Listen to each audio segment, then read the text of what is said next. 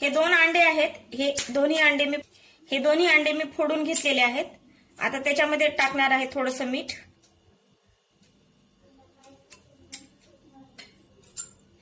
आणि ही बारीक करून घेतलेली मिरची,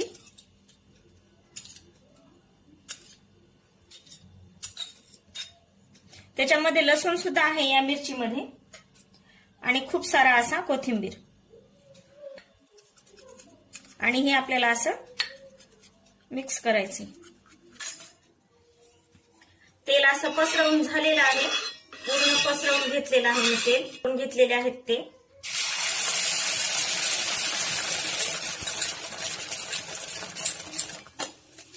थोडंसं पडू द्यायचं, असं पडलं तरी काही हरकत नाही.